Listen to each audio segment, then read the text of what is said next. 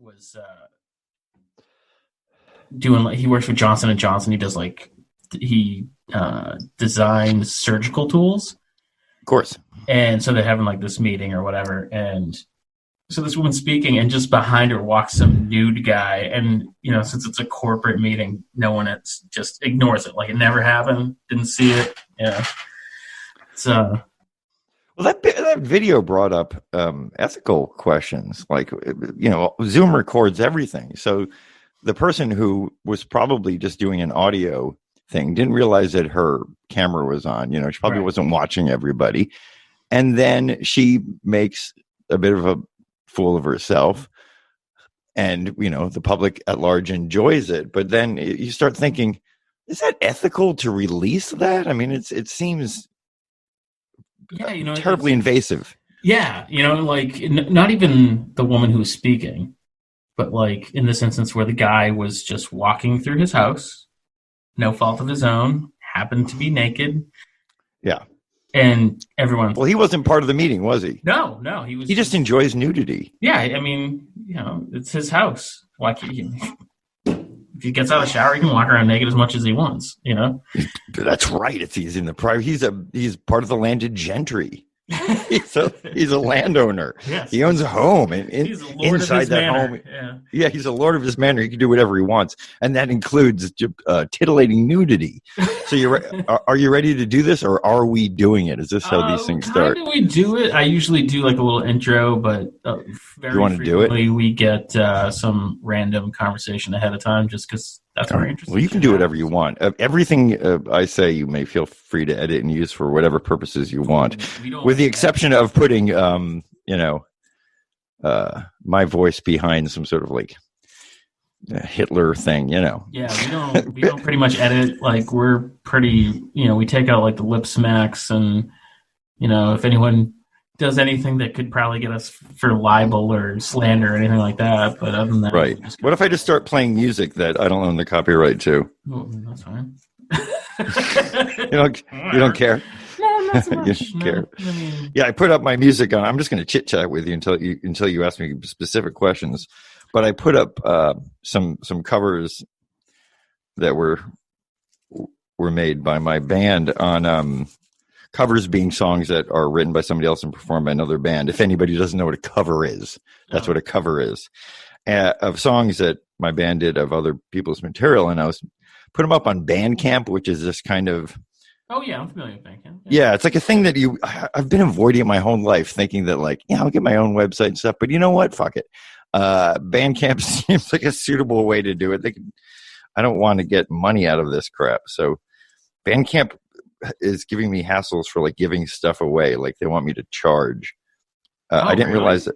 Yeah, it's weird. Like no, I didn't realize that like I couldn't have stuff up for 100% free.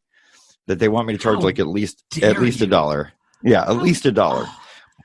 But then again, they're housing this for me. I'm taking up their bandwidth and whatnot. They might as well make some money on it because they do take a percentage. So, now let me tell you, you're not buying a second home with the money my band brings in. So I wouldn't really worry about it. Well, let me do my due diligence and just do the random intro. So welcome back. Do it. Okay, I'll pretend I just showed up. Okay. All right, go ahead. Do it. Yeah. Welcome back, Inebri-art. This is Andy, the Inebri-art podcast, and I'm once again recording from the comfort of my dining room since we are still under lockdown, more or less, because we're not in Georgia. And I am super excited to have Doc Hammer, who is just joining us just now.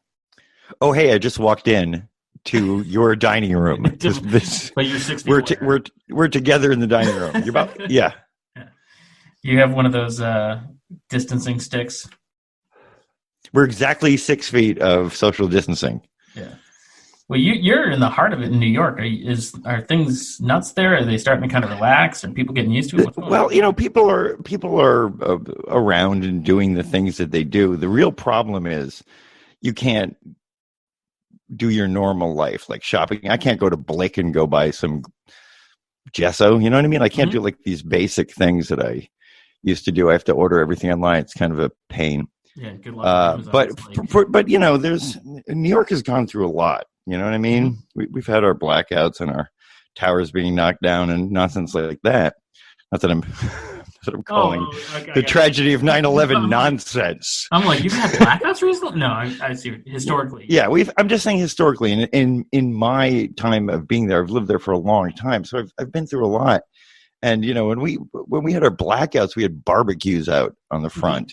You know, so we're just good at this kind of thing. Just New Yorkers are resilient people, so everybody's kind of taking it in stride and walking around and wearing their mask and seemingly wearing their mask like somebody is paying attention. So when they pass somebody, the mask goes up, and then when they walk away, you can see the mask go back down again.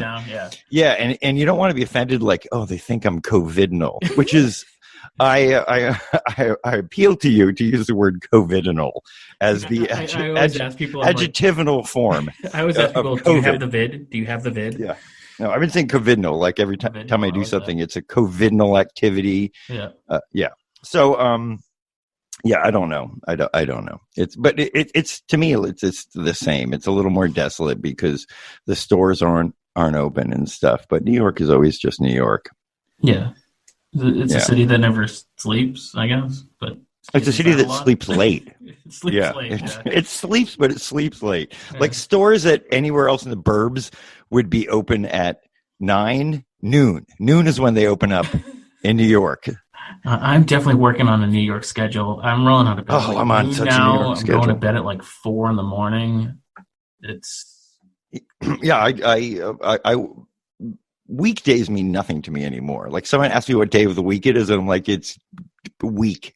It's weekday, because I have no idea what day of the week it is. And time is another thing that's become, time is relative, as people say, but there is nothing to base it up against. So I've lost the relativity of time, not in a Einsteinian way. Is that correct? Covidian, Einsteinian? Einsteinian must be correct. That sounds so good. It's like 50-cent vocabulary here. I went to yeah, but it must be, because if you think of Dickensian, anything I say is Homerian by nature, because I am the progenitor of all Homerian thought. I don't remember what I was saying. I'm saying that I never know what time it is. Yeah, I was telling someone the other day, I'm like, I haven't had breakfast, lunch, or dinner in weeks. I just have meal. I'll tell you this. It's random things. I eat dinner the same time every night. Like, I'm that guy. Oh, really? Yeah, I have like a 6:45 dinner. My body just knows it and wants it. And God, I'm trying to remember. Normally, so this is how this podcast usually works. I usually do no research because I feel like it's more interesting for me to ask questions that I'm actually interested in. I'm going to convince you that I have a completely different job than I actually do. Oh, well, I know a little bit. Aren't you a vegetarian? I'm a vegan, yeah. Vegan, but I don't say it out loud, because I think that when I say that I'm a vegan, people go, "Oh, he's a super lunatic." You know, there's this weird stigma about it. And it's like, you know, because people hear these rumors like, oh yeah, they won't even eat honey because it comes from a bee's, what would you say, industry. It comes from a bee's industry. So I am actually a vegan. I don't eat dairy and stuff like that. But I say vegetarian so people won't think that I'm bananas. But honestly, I could not. You don't want to get me started, because I really am. I'm not an apologist for veganism, but I am a monstrous proponent. Yeah. So it's possible that you just want to back off now, because I will start. No, I was curious because, like, you know, there's all this talk like, oh, you know, there's going to be a meat shortage. But, like, have you had any issues with shopping being – because I went grocery shopping today, and the produce was hit or miss. You know, there's I'll tell you this. Broccoli and no oranges, that kind of thing. I'll tell you this. That's the way it always is. Because you can be a vegan in two different ways. You can actually be a vegan and live on Doritos and fries. You know what I mean? Yeah. There are unhealthy vegans out there. Veganism isn't an indicator of a healthy diet. But I am one of those vegans that lives entirely on like vegetables and stuff. Like I eat what would be considered crazy good. So like the idea of shopping for anything but produce, I don't really go to the center aisles. Yeah. Just surrounding. Yeah. It's just basic produce. So I had a spaghetti squash tonight that was cooked with kale and some tahini over a bed of fresh baby spinach. It was delicious. That sounds pretty amazing. It's really good. It's really good. I'm telling you, it's not like I'm eating crap spaghetti food. squash Like, is great. it can be if you spice it. Being a vegan is all about learning how to spice things, because if you don't, everything tastes like lawn. You know what I mean? It just has this like lawn flavor to it, which you get really used to. Like it's amazing what we can get used to as just the human animal. And I remember when I became like a super vegan, like just really just fresh vegetables and eating that kind of way. It took a year before I stopped craving crap. Yeah. You know what I mean? Like just a full year. And then what happens is all your taste buds are all changed. So when you smell pizza, which used to be like the greatest food that was ever invented. I mean, it's fucking pizza, right? Yeah. It's great. But now when I smell pizza, it stinks. It smells like an open cold can of SpaghettiOs. Really? Yeah. No, I would not lie to you. Yeah. Yeah. That happens if you really dig in and go like, because when people diet, they figure this is what I do.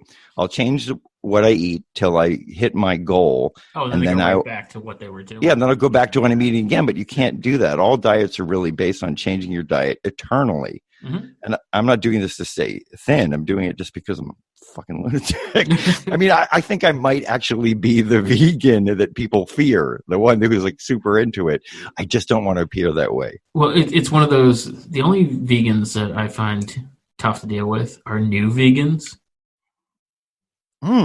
Yeah, why is that? Because they're overly aggressive.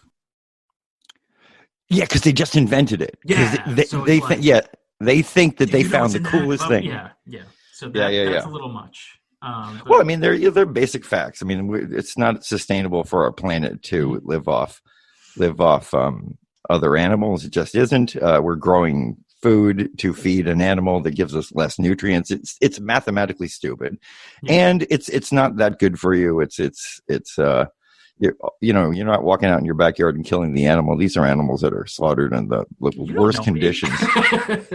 Well, if you do, I mean, that's one of those things. If someone goes, "Would you eat meat?" and I'm like, if I went in the backyard, killed a squirrel, and stewed it up, I might eat it. You know what I mean? It's like let me ask you kind of.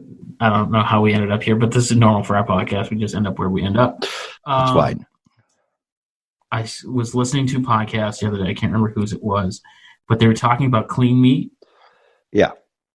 Would you consider that, or is that still kind of? There's no such thing. Look, meat's just not good for you. Yeah. If you look at, I just mean because it's. All right, let me be that. I'm going to be that douchey guy for 3 seconds here. It's like there's just no reason for us to eat meat. And I know people think that we have incisors, therefore we're carnivorous. We just don't. If you look at a gorilla's incisors, they're formidable, they're terrifying, and they're real fangs.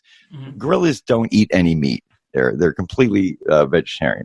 And that's more what we're related to. And all carnivores, all of them have a jaw that doesn't go side to side. It goes straight up and down.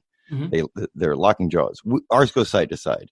We also have the clearest molars for chewing up things that aren't tough. Like we don't really have sharp teeth. We have the teeth of a cow, for God's sake. So we're vegetarians, and we learned to eat meat as a species because things get cold, or if you're living up in the north, you have to live on nothing but fats, and that's why ketosis is something that our body will go into, which is something that I wouldn't advise. It's probably terrible for your heart. That's pretty much the whole thing it does with these low carb diets, puts their body. Yeah, these keto diets. And also the thing about protein is, if people are going to go like, where do you get your protein? They got to do some like modern protein research. There's something about information where it takes about 100 years before we get it, right? And protein was discovered in like around 1830, right? It was like the first, super amino acid. So they named it protein, which is like the most important thing. And it's just not. We've now learned a lot about protein, and we realize it's in everything. I mean, there's protein in a cardboard box. There's protein in spinach. Matter of fact, spinach per calorie has as much protein as beef. It just does. Facts, my friend, facts. So you don't have to go worried about like, we need nuts and stuff, and we're over proteinated. Proteinated. There's another. Proteinated? I'm just crapping out these adjectival forms of nouns. We're going to go to the dictionary by the time we're done. Yeah. So we just don't need the kind of protein. You know what? Last time somebody had a protein deficiency is when they were starving to death. That's when you have protein deficiencies. Nobody has protein deficiencies. Something that never happens. People are worried about, do I get enough protein? What we do have is a lot of people with a fiber deficiency. So people should be eating more fresh vegetables and things like that. There you go. I've said my piece, and anybody who's still with us can deal with it. And if you like your meat, eat your meat while I won't totally disagree with you. Every day when I was working every day, I had a salad for lunch every day, and since not having a salad every day for lunch, I've noticed a distinct difference in the fiber end of my diet. Yeah, I'm telling you, man, when I was in the hospital, they just don't know what a vegetarian is. It's like all hospitals are in Texas, apparently. They just cannot handle it. And they used to give me this is a slightly tangential, but they used to bring me, I'm laying there and they would bring me this like fruit salad, which was like, I'm not joking with you. It was 2 pineapple slices with cherries in the middle, right? Yeah. And like, this kind of isn't that there was that like one super waterlogged soggy grape? Yeah, there's like a grape, and then there's like cottage cheese, and it's in the shape of a face. I'm a full grown adult, you know what I mean? Like, really? Like I'm a grown up, and they bring me this thing with a face, and I got so angry one time because I'm like, you can't. First of all, cottage cheese is not like vegetarian. Okay, maybe it's like part of a lacto-ovo diet, but it's not with me. And the nutrients of 2 fucking slices of pineapple with cherries in it that makes a smiley face. I went bananas. So I remember what part of the face was the cottage cheese? It might have been like this Emmett Kelly beard smile. You know what I mean? Like It was clownish looking. And I can't remember it because it was so offensive. And I was like, one time I called in the nurses and I threatened to burn the hospital to the ground. Oh, they love that.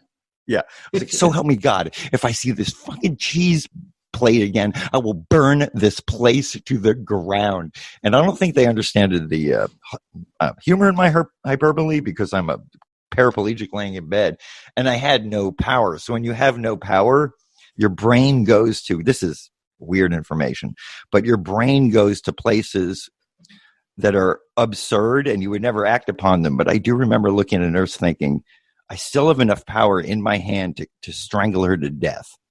Now I'm like a hyper pacifist, right? Like violence for me is like is what people do when they can't think. Mm-hmm. But when so much is taken from you, I lost my ability to walk and all that nonsense. So this was fairly recently, right? This is like 2 years ago. I don't know. I don't remember times, but I'm still pretty fucked up, but I nothing like I was before. And God, yeah, I just remember thinking like, how could I get any power and control? It's something strange. I mean, I've gotten to the point where it's like a reassurance that you had some power. There's something that happens to you when you lose something. Yeah, it's like being stripped of your basic human rights, and you can't grasp it. And inside of that, your brain goes to weird places where you can assert your humanity again. And inside of that is just physical power, which is just gone. So you think like, what can I do? And it's nothing you'd ever act on, and it's nothing real. It's just this thing that pops in your head, like. It's hard to explain, and obviously I would never strangle a nurse. They were lovely people, but I was amazed, and I think going through this I was almost enjoying, not even almost, I was actually enjoying having this meta conversation with my self where I would notice myself thinking something, and then this higher self would go, that's a screwy thought.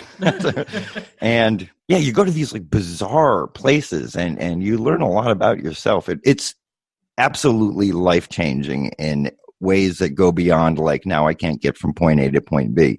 It's everything you understood about yourself is completely different.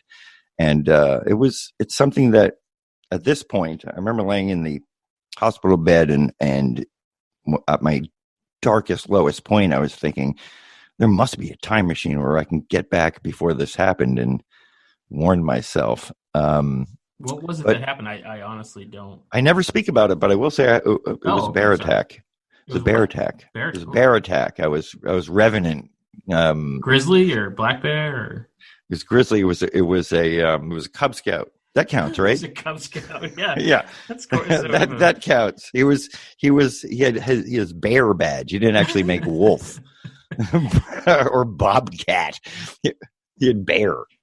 Boy Scout. I don't remember who had the bear. Anyway, Cub Scouts were bears, I think. Cub Scouts had bears. Eagles, yeah, I think they had bear, wolf, and bobcat. That's what Cub Scout, or unless that was Weeblo. Who cares? Weeblo. We will be loyal scouts. Weeblos. Is that what that means? That's it. That's exactly what it means. Holy shit! I learned something new today. I'm an ex Boy Scout. I went very far in BSA. I went to Explorer Scout. Ask me what goes after Explorer Scout. Eagle? Fireman or cop. Yeah.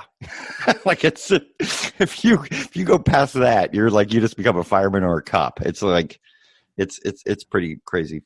Whatever. Anyway, so yeah, so I what I was saying is at my lowest I was thinking I want a time machine, but now I'm at the point where I wouldn't change anything. I wouldn't say I like what happened to me, but I like what it helped me become, you know? There's so this you gain some insight into yourself. Jesus, yeah. Well, it's part of the hero's journey, and I'm not equating myself to a hero, but you know, we are our own heroes, and our personal mythology is important. If you sit on your ass all day, that's what your hero is. Somebody who sits on their ass all day. But mine fell into the precipice, you know, looked over the edge of bleakness and was able to come back damaged. I mean, that's one of the great arcs in the hero's story. That's the end of Act 2. Yeah, it's losing everything. Yeah. So in my hero story, you know, this is very important, or I can't be the great hero I paint myself out to do. So there you go. Anyway. So you make cartoons. I do. I make a TV show for Adult Swim called the Adventure Team Brothers. Yeah, that's how I discovered you. And I was talking to my producer today, and I'm like, you know, I'm very excited because I'm a big Venture Brothers fan. And I'm like, but no one, I wouldn't say your household name, no offense. I can tell you right now what you're going to say. Okay, and I'm going to tell you what my response is to it, because I have heard this literally thousands of times. See, I try not to do and that. It's why I love the Venture Brothers. Also, it's because I had a lot to do with it. So, of course, I love it because I'm a narcissist. Maybe. I don't know. So this is what everybody tells me in a line of hundreds of people. Okay. That they're the only person they know. I think I was going to say something different, but go ahead. Yeah. They're the only person they know that watches the show. They've turned some friends onto it.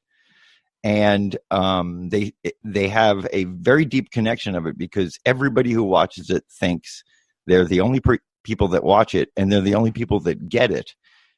And that's, to me, is magical. That's like being the Cocteau Twins. That's being Star Trek. That's being Buffy.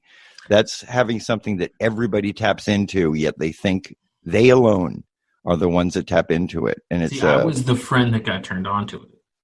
You were turned on. Yeah, you're the turned on friend. Yeah, I was a turned on friend who were like, you should check this out. I'm like, what is it? And I can tell you the moment tag sale you're it. I was like, oh crap, this is great.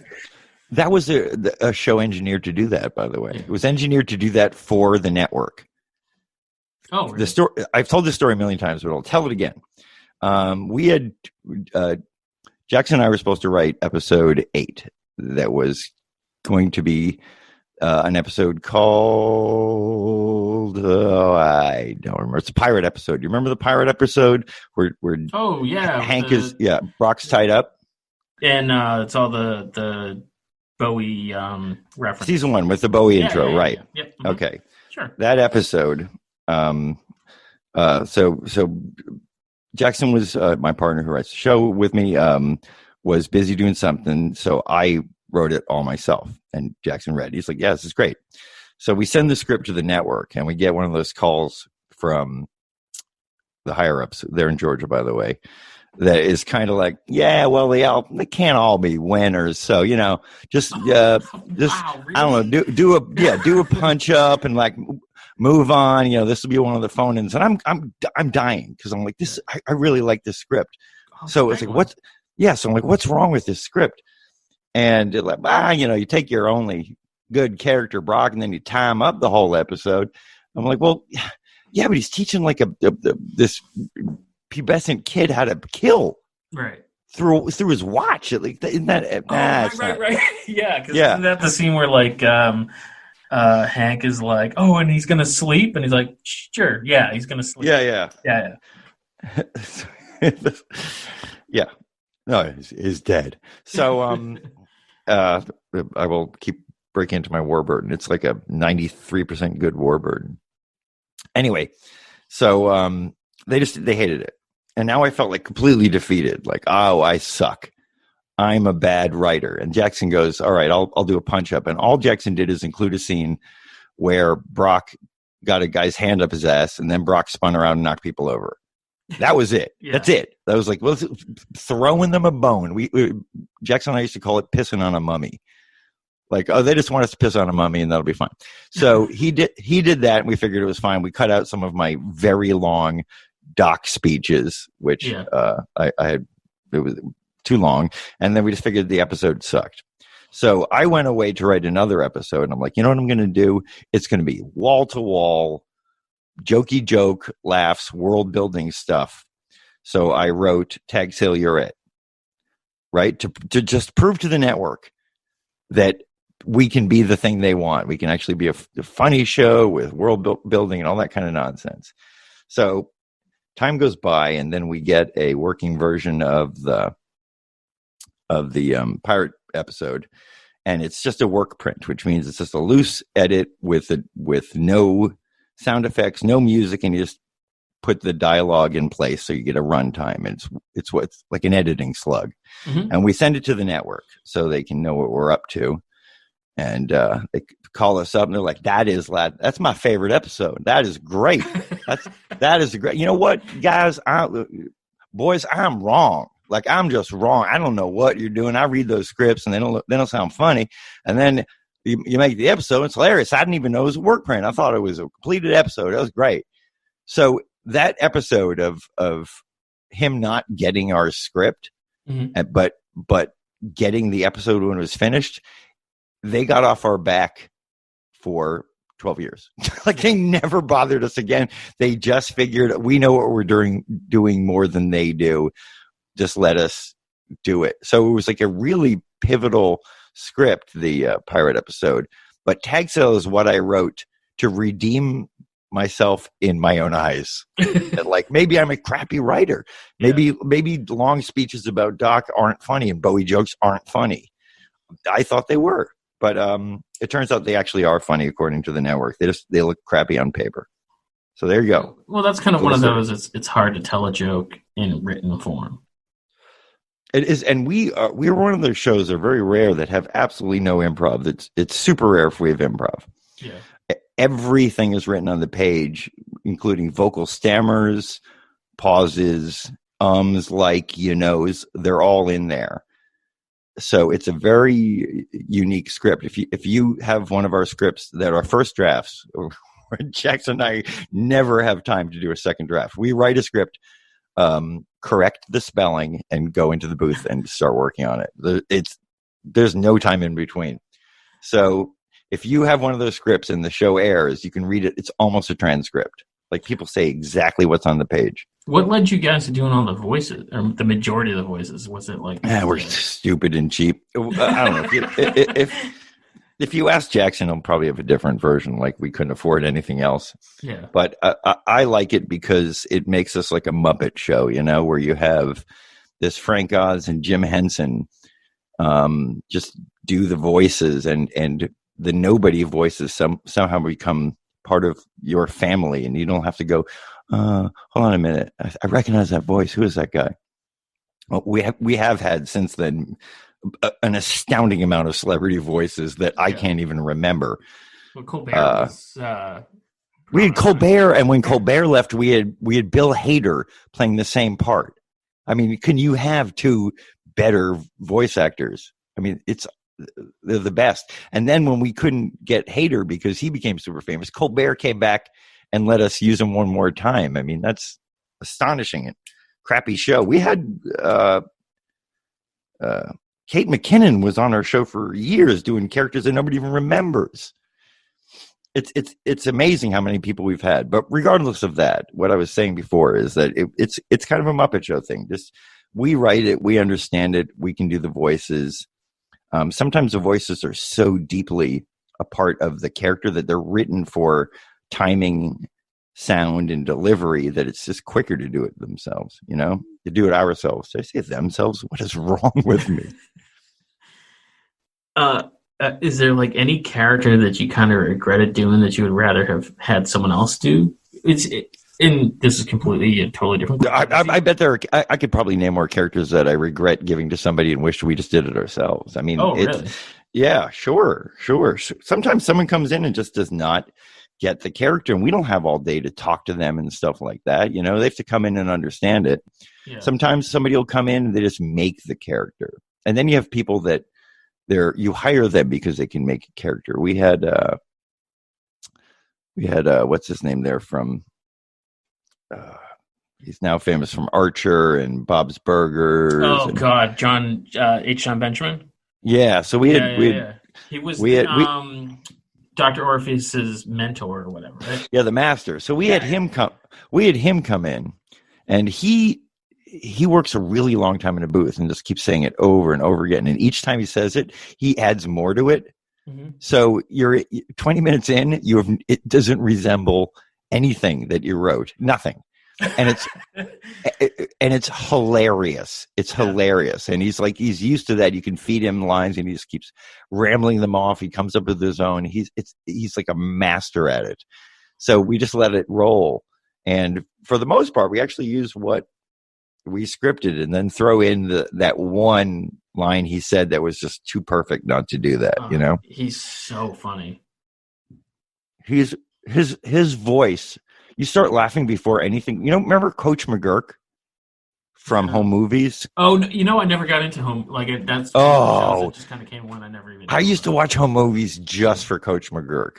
It was so good. But Home Movies was a beautiful show. Very that was also done by the guy that did Bob's Burgers. Yeah, I think my favorite H. John Benjamin was done for Last Week Tonight. I think it was. It was live action, and they were talking about how, big box retailers are using robots now, and how the clerk's job is not to help the customer, but to keep domestic arguments from happening in the store. And he was like the husband of the couple, and they were looking at flooring at Home Depot. And the clerk is like, oh, we have this in bamboo. And he's like, oh, I really like bamboo. And the woman's like, oh, I know. I've seen your search history. And he's like, what are you talking about? She's like, what if our daughter was Asian? And he's like, why would our daughter be Asian? And was this a live action thing? Yeah, and just the way that he does his delivery. He's hilarious. He's just hilarious. Good. Yeah, and he was on for, I think we used him a few times, but he wasn't like cast. He's so busy, you know what I mean? Like he just gets a lot of work, and he should be getting a lot of work. He's got a great voice. So how do you guys even start? I mean, I feel like a lot of your episodes are reminiscent of, old 1970s, 1980s cartoons. You had your Scooby-Doo episode. And it's funny because a lot of our show is whatever you want it to be. I've honestly had my show described to me so many different ways, and people take out of it what they're walking into it with. You know what I mean? If you're comic savvy, you're going to find our show to be taking a lot from comic books. If you're pop culture savvy, you're taking a lot from pop culture. If you're music savvy, you're noticing Stiv Bader jokes and Nick Fiend jokes and Bowie jokes galore. So But you're there's really art taking references, and I mean, there's loads. deep cut art references, Yeah. quiet art references. We had a episode take place in the Frick that centered around Whistler's painting of Robert de Montesquieu, and we had an episode where Phantom Limb was trying to pawn off A all the painting that was works. stolen from the Elizabeth Gardner Museum. Yeah, like Yeah, all of yeah, them are on yeah, the wall. They're yeah. all there. Like I think he's trying to get rid of maybe either Rembrandt's Christ on the Sea of Galilee or maybe one of the Vermeers. I don't remember, but like those were all a part of the Gardner heist. Yeah. And Phantom's Limb explanation still kills me because it was like Mona Lisa's tiny. It's famous because it was stolen. This is stolen and bigger. Yeah, this is totally bigger. She has just smile like a horse. Yeah. It is the Mona Lisa is, people hold it up as the great pinnacle of art, and I'm sure you've seen like a better painting in your life. You know what I mean? Yeah. You just have. Mona Lisa is not the best painting in the world. I would throw out the Ghent altarpiece. Is a much better work. it's a nearly flawless piece of oil painting. The reason why the Mona Lisa is famous is because it was stolen. And Right. when it was returned, it was in the papers. There was a line around the block. Everybody found out about it, and it became a famous painting. Mm-hmm. Not a great painting, a famous painting. And then we forget that it was stolen, and we just know Mona Lisa, great painting. Equals famous. Yeah. Yeah. They just know great painting. They have no idea why it's a great painting. They just know that it's a great painting, and therefore they just trust it. People should, I'm not going to say what people should do, but I call for a shift in art. You know what I mean? That's my real, if you want to get me steaming, talk to me about art, because I get fuming. I think what happened to art in the 50s and 60s is a gigantic disservice to art. It's funny because a lot of what we do locally is we help artists get their art out on display. We hang art for local businesses and try to help them move pieces. And a lot of times people are like, well, I don't know what to charge for my art, blah, blah. I'm like, well, charge what you feel comfortable. And then, they always start talking about like, oh, well, Rembrandt's and this, and I'm like, that's all money laundering. It's all money laundering. No, you're bringing up the wrong people. Not Rembrandt, and you are 100%. You're 100% correct. The art market today is all money laundering. It is pure tax evasion. Yeah. And the people that buy art, but you got to start dropping names like Kastabi and stuff like that. You can't talk about Rembrandt. Rembrandts don't even exist. I mean, they're all found. They're in museums. Nobody's pulling Rembrandts out of drawers anymore. Yeah. And the Met ain't gonna have a garage sale, so don't worry about Rembrandt. It's really there is today's contemporary art is entirely ugly pieces of art. They're ugly. Show me one massive painting. We're not talking about bananas taped to walls here. Although, fine, handle it if you want. I mean, that also brought in enough ridiculous money to get a piece of paper that says that you can now tape a banana to a wall and call it up. Who gives a fuck? It's a nightmare. But all these terrible looking pieces of art that are happening now, with like the Damien Hirsts and all the way down, is complete money laundering. The people that buy them don't care about them. They have agents that tell them what to buy. They're looking for a place to basically flip artwork. Yeah. Where you buy a piece, hang on to it, get rid of it. It has nothing to do with liking art. It's like the 1990s in comic books. Yeah, it's a nightmare. It's a nightmare, and all that came about from a hyper liberal idea of what art is. And I don't want to sound like an old fart, but this is what I'm actually preaching is very new concept. So it's not old fartism, although it's mildly conservative. That this whole nonsense of constantly questioning what is art. You know what I mean? That this like, well, what is art? Art can be anything. It's preposterous. It's as dumb as like, say we're all bird watchers. Okay. This is an analogous situation. We're all bird watchers. People have been bird watching for years. And suddenly somebody goes, look, what is bird watching? You know what I mean? I think we're here in a box, and what is bird watching? So one guy goes and he lights his garage on fire, and he goes, "Is this bird watching?" And everybody goes, "Yeah, that's bird watching," right? So they all kind of go into that, and everybody's doing all this weird bird watching, which have other names prior to that. In this case, arson is what that is. That's actually called arson. So everybody's doing that, and they're doing all these things. And years later, somebody like me goes, "What is it called when you look at birds through binoculars? What do we call that?" Because it isn't bird watching. See what I'm saying here? Yeah. That we have lost the plot for what is art so bad that to create art is absurd. It's fucking ridiculous if we do it under the nomenclature of today. And then we throw out these words like modern art, contemporary art. When you name your movement modern art, where do you fucking go from there? You really postmodernism, postmodernism? Really? Is that what they're going to do?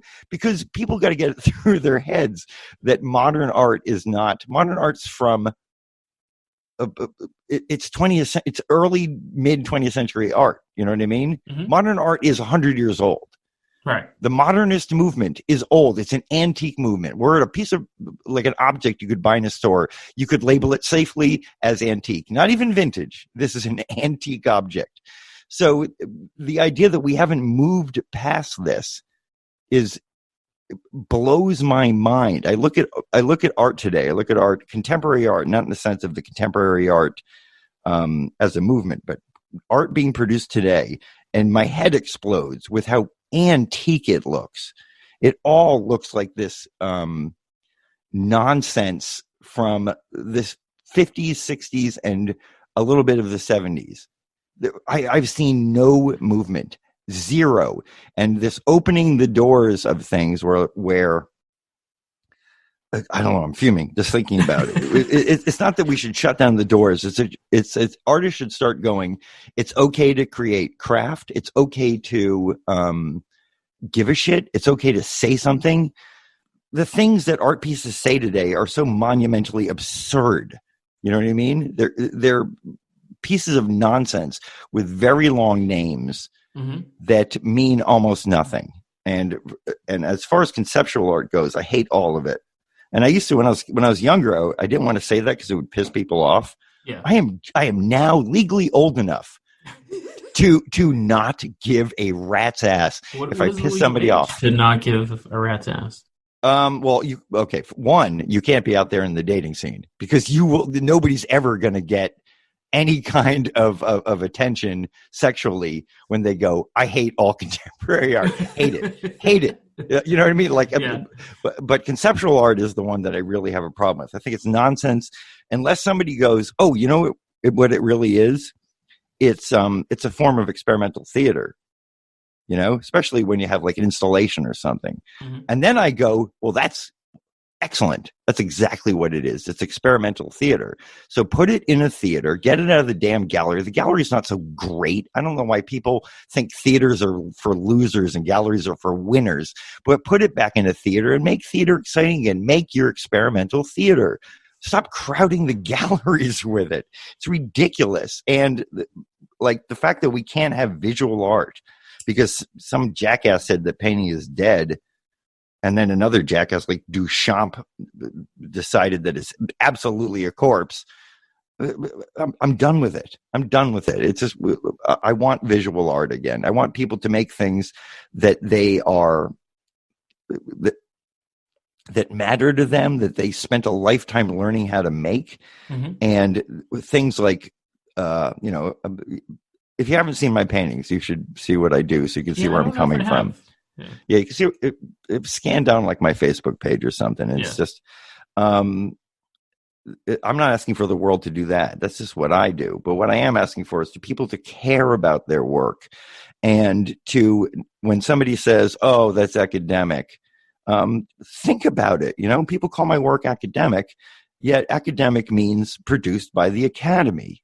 Right. That's what the word means. And the Academy now, if you think about the real powerful academies, the Yales out there, they're pumping out contemporary art that is just absolute garbage, that meaningless garbage, that old saying, like, my kid could do that. That's what they're making. It's like, if you think about it, if you were an attorney and you got your client off by following the letter of the law, is someone going to be like, well, yeah, you won the case, but that's academic to do it that way?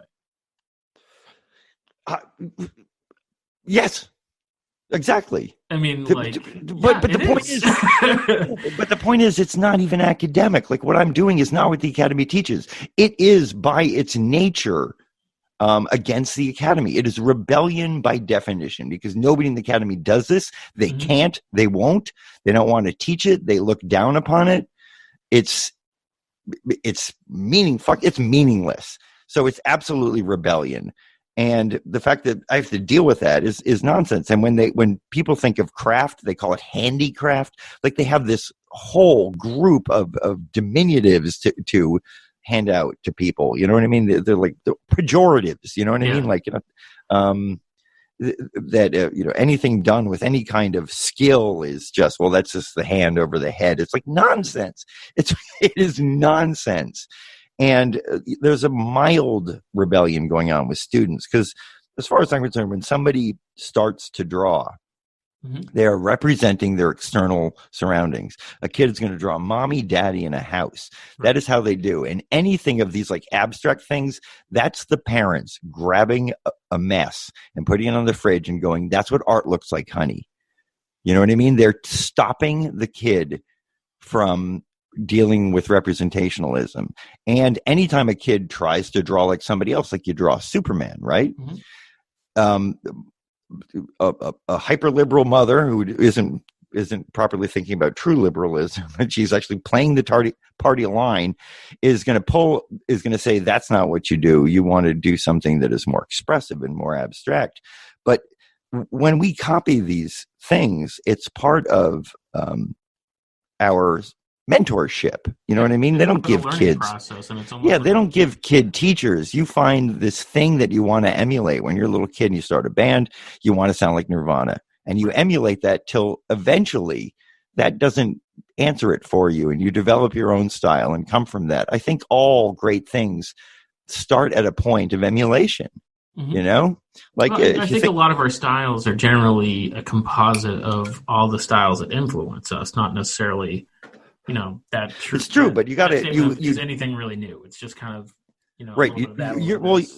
You're thinking, but most people are looking for new. When they think about art, they go, "Oh, that's new." Nothing is new. You know that. You know that everything has been done. The point is, newness doesn't mean anything. Who cares if it's new? It's truth. It's beauty. It's real. It's great. These are the kind of things that we should be asking, not about if it's new or if it's shocking. Like, who cares? Honestly, and anytime somebody says it's new, it's because their art history is so bad that they don't realize that it was done by Man Ray, that it's really not new. And it's like, do you want something in your house that's new or something that's beautiful? Most people want something in their house that has a value that will escalate, apparently. But, you and I... Yeah, I think, maybe Joe Average, Joe Six-Pack or whatever the hell you want to call him, kind of wants something that he's going to hang on the wall and is going to just be nice to look at. I would hope, but I think that's, again, remember I was talking about with protein that it takes 100 years for people to understand a concept. Yeah. I believe that people are still 100 years back. Your basic person is 100 years ago thinking about art. When they think about art, they're not thinking about what's really being made out now, and how that there are just billions of starving artists and one person that makes all the money because somebody has decided that their thing should be priced higher, and it's a complete racket where they just price it huge so only the super rich can hide their money in it. That's what art is now. I don't want to hurt anybody. I don't think there's any problem with that, because it gives everybody else a chance to change it. We need to change it. Artists out there should change it. We should have a good little art revolution, a nice quiet revolution in art that nobody notices till it's over, and then go, hey, A shift happened. And I think there are signs of it. Juxtaposed being a magazine that outsells all the other art magazines is a sign of a good change. Yeah. You know, it's a sign of that the outsiders, I don't think they're outsiders. I think they're just people that like craft and like to make good things. I think they've kind of crawled up their own butts a little bit and have just become a bunch of Mark Ryden clones, but that's going to happen when somebody's that good. Are you this angry about the music industry, or because you're also let me tell you about I'm angry about everything. Okay. I'm the oldest angry young man. So the music industry, to get off your lawn. I know. I tell people that they can help themselves to my lawn if they like dandelions, because I have way too many of them. So with music, I think it's actually kind of beautiful, because what we lost is all labels are dead. They only exist for people like Drake. You know what I mean? They exist for these like giant products that people will. Pop music is always for to sell you some already prepackaged product, like Drake. Yeah, it's Pepsi. Drake is Pepsi. So, and it's fine. That stuff's great. I love that kind of crap too. But it's not real music. But to lose the record industry, who were a bunch of, let's face it, they're just a bunch of cokeheads skimming money off the backs of other like real hardworking human beings who were given these awful contracts that had recoupable funds, which meant they made a lot of money and spent the rest of their career paying off their debt to Arista. To see that giant machine disappear, no tears. I have absolutely no tears. And then to replace it with, again, Bandcamp, like this gigantic democratic system where people just put their music on, and they are, your band is as findable as the biggest bands out there. Mm-hmm. And it's possible through some sort of genome matrix to be able to cross things, and you can find something you never would have heard before that was done by just some girl in her basement on a laptop. And it'll blow your mind. That's the world I'm living in. And I love it. I think it's great. I love that I no longer have to go to professional studios and I can do all my recording myself. I love it. And it's funny because like we interview a lot of musicians, and I hate asking the question of like what kind of music, because nowadays so many people play some sort of mishmash amalgam of, okay, we're R&B or hip hop bluegrass, we're hip hop brass, we're look, if you, I hate to drop the B word, but if you think of the Beatles, do you remember how different all their songs were? Oh yeah. I mean, if you put Revolution number 9 up against Help, up against Blackbird, up against Helter Skelter, that sounds like they're all different bands. Sergeant Pepper, it's like, yeah, or Taxman, which is like this right of the moment song. Like they sounded like different bands. Mm-hmm. And something happened where you couldn't do that anymore, because the Beatles were part of that first wave of songwriters where the band actually did their own material. And something happened where a band could only produce this one thing. And if I'm not going to say it's industry driven, I would almost guarantee it's sales driven. People really like to know what's in the aisle when they go shopping. They don't want to go in there and have a TV next to the cold cuts. It's crazy. You know what I mean? They know where to go to Costco. They know when to go to Rite Aid. They know where to go. So I think that it was that market that really pushed people to make these every sound, that terrible branding of music. But you are 100% correct that you don't need to have genres, and you can make up genres if you want, because you don't have to do the same thing. I like to ask the question now, because I want our listeners to know kind of an idea of what they can expect from music that maybe they haven't heard that they might want to check out. So I'm always like, well, what known band would you tour with that would make sense? And I feel like that's a better. Oh yeah, that's good. That's good. Like what audience can I fish out of? Right. Yeah. I don't know. I mean, I think the only band I know of that is active right now and making music that I go, yeah, it's a fucking good idea, is a band called White Lies. I don't think I know them. Yeah, no, I know. I'm not looking to become famous. They're like a British band, but they have this like bizarre tap into 80s production that I find beautiful. Like I love rich, thick, gorgeous production. I think the song's not done till the string section and the tambourines are done. You know what I mean? I like a real lush sound. And anytime I don't do a lush sound, it's because I'm intentionally stripping it down in that Coco Chanel, you got to take off a few things before you walk out of the house way that, sometimes I put a lot more bells and whistles than a Sousa march, but I like that sound. I like that. Who would be a great Midjour? Do you know who Midjour is? No. Okay, well you do. Do you remember that song? Do they know it's Christmas? Yeah. Okay, that was produced by Midjour. Oh, all right. And he was in a band called Ultravox. He was the second singer for Ultravox. He did some stuff with what was that other band he was playing? He did solo stuff. Doesn't matter. Regardless, Midjour's production to me is like the best thing in the world. It's like ABBA production. It's like this too much. You put on the headphones and you're like, this is so silky and built and beautiful. And it doesn't have to be the song that you put behind that doesn't have to be an ABBA song. But if you use all that kind of silky, lush production, that's what I want out of my music. You know what I mean? It's too much. Remember when White Stripes came and they just stripped away everything? And yeah, it was like you got this guy going, oh, you just need an old tape deck and a crazy old hat and a barn, and that's all you need to make music.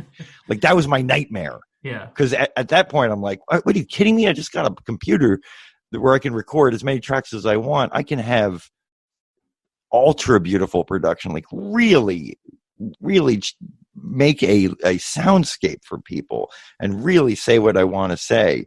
And, so I was, that didn't work for me. Not that I didn't like that kind of stuff. I actually did like it, but it was never for me. Like I want something completely different. I want lush. I am a big proponent of drama. Big budget, high effects movie, but music version. Yes, but for an indie plot. Yeah. Like my songs are not beautiful usually songs. I mean, they're aggressive, they're dark, but they're in that kind of big production. So think of like you get this giant Spider-Man budget and you make My Own Private Idaho. Yeah, and you make My Own Private Idaho out of it. That's what I'm looking for. Like, my God, was that a helicopter they just used? Like, that's what I want. For Keanu, did they use a helicopter? For early Keanu, like super early Keanu. Yeah. Not a great performance. I'm not sure if he's a good actor. And every time I see him and say he's like a really terrible actor, I see him in something and go, no, he's really good. So I don't know. He always fools me. It's so funny because like I swore off him for a long time, and then how can you swear off Keanu Reeves? Like I was talking about, he's crap. And then someone's like, "Oh, you need to see The Matrix," because this is when The Matrix came out. And I'm like, it's a Keanu movie. They're like, no, you really need to go see it. And I saw it. I'm like, this is amazing. It's mind blowing. Yeah. Here's the problem with Keanu Reeves. He might be your favorite actor, even though you don't like him, because he's in all your favorite movies. He's in everything. He's in everything. He's in all my favorite movies, right? So, like, I love a John Wick. I love a John Wick. I haven't seen those. You're just you're a bad person. You've made a mistake. Say that. Yeah, you've made a mistake. Did you like the Bourne series of movies? Yeah, very much. Yeah. Yeah, it's pretty much that without plot. I mean, somebody hurts his dog and he goes and kills him, and it's just it's the height of watching that thing. It is the most beautiful version of a guy going out and killing people. It's again. One of those, I'm a super pacifist, but it is beautifully done. Like it's just everything is just so cool. See, my favorite kind of movies where people get punchy films, I'll call them, punchy films I love punchy films. And my favorite is the Liam Neeson genre, where they take an old guy who's like, I can't get back into this, and then he goes out and punches people really hard. That's what I like. I want them to be more with women. I want them to take like older women and then and do the same kind of thing. Yeah, wouldn't that be great? Yeah. Like the last thing you'd expect is where this like 60, close to 70-year-old woman. What? I said Republicans would hate it. Oh, they'd love it because it'd be great punching. It'd be well choreographed, and it would just be cool to see like a woman do that. Or just that's what I'm looking for. Yeah. I was considering writing one, but I don't have a time to write a punching movie. So you must have seen Red with Bruce Willis. Yeah, but that's the Red ones. Punching things. Yeah, it is old people punching things, but that's more that like jokey. We got to get back on the horse and punch again. Yeah. It reminds me of like what's the one where they just had all the old action stars together? Is that Expendables?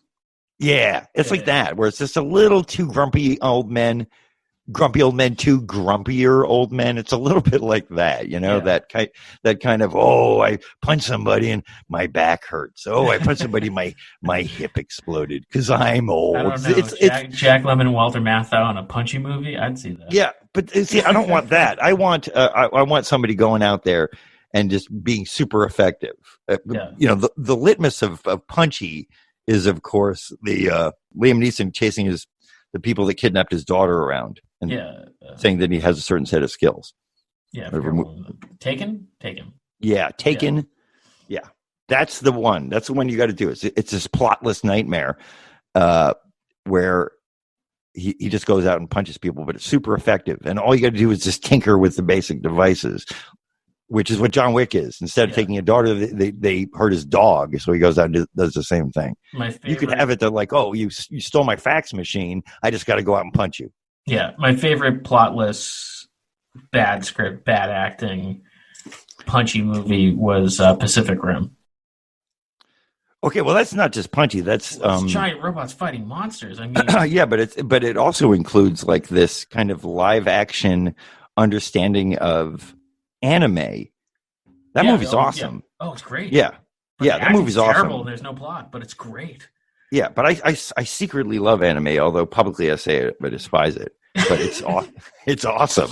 I struggle with some of the cultural things with like anime and manga. I remember like this blue talking monkey shows up and you don't get the joke, that kind of cultural thing. I'm kind of okay with that. It's I remember a friend of mine loaned me this manga called Dorohedoro, which is really interesting. It's like these wizards going to this other dimension to practice their spells on other people. It's very weird and twisted, but I couldn't get over that like every 8 pages they had to stop and eat.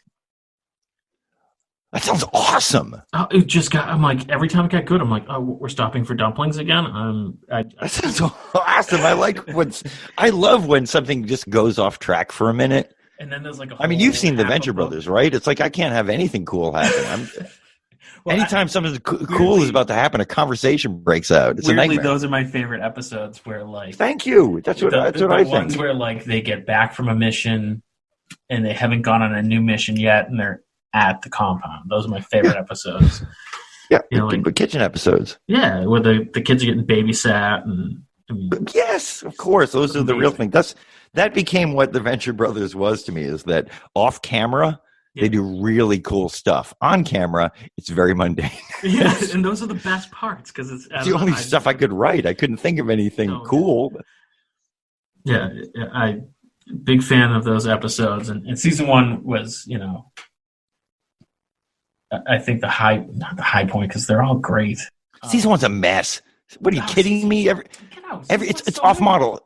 This is what I have taken from watching all the episodes, which I have. So as a fan of the show, nothing to do with my creator, the Venture Brothers does not start until the last 2 episodes of season 1.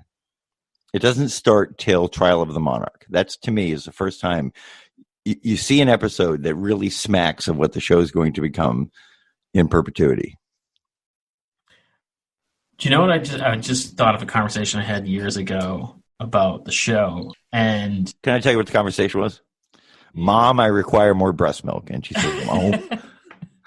No, it was, we were talking about how we dug it on so many levels, but it was so progressive because the three deadliest people on the show were, Brock, obviously, henchman 23, 24, or 21. Talks like this. Yeah. 24. 21 talks like this. Yeah, and Short 24 talks like this. And Shore Leave is super deadly. Yeah, and like we're like, this is like a super openly gay character, and he is lethal as fuck. He's super cool. Yeah, he's not just lethal. Awesome. He's not just lethal. He's such a terrible character. Like based on Jejo. He's based on a uniquely gay trope in G.I. Joe of their sailor character, where he looked pretty much like a village person. Keel Hall, I think. Did even better. So he was based on that. I think it may have been an ugly throwaway joke, but when I started getting really into him, my thoughts was, he's this, and he happens to be gay, and that's part of his life, and it's something that we touch upon. Yeah. But we never really made gay jokes. We made jokes that he would say because he thought of that, and he was flamboyantly out. I mean, there's nothing that excludes proficiency and flamboyancy. You know what I mean? Yeah, and a lot of that was just like amazing. Yeah, when I was a kid, I was a lunatic. You know what I mean? I would wear like dresses and stuff like that. Mm-hmm. So I was called a faggot every day of my life. So I was being gay bashed constantly. So it was, and I'm, if I'm not a homosexual, but I had the same kind of very out and proud as just a person. You know what I mean? Because there, in gay culture, there are a lot of very muscly men. You know what I mean? Mm-hmm. Where you wonder if that's a reaction to just the abuse that's being slung at them for so long. But you'll always meet these people that are they have this very traditional, effeminate, way about them. I was that, you know what I mean? So I was really effeminate. I was very, I didn't really care. There was something about me that I just didn't care how, I was very slight, and I didn't care how I dressed, and I liked dressing up and all those kind of things that people would just expect off the, out of hand to be that. And it was a form of just absolute, profiling, this weird understanding that all gay people are that. Right. And so what I really think it boils down to is someone who is different and outside the norm. I think it is. It's just different, and God, maybe a little jealousy to see somebody who just doesn't fucking give a shit. Yeah, is frightening, because most people give a lot of shit. You know what I mean? And there's something about somebody who's just very vibrantly and expressively that kind of a person. When something is so perfect and beautiful, your first response is, if I can't eat it or kill it, I don't know what to do with it. Mm-hmm. You know what I mean? When people,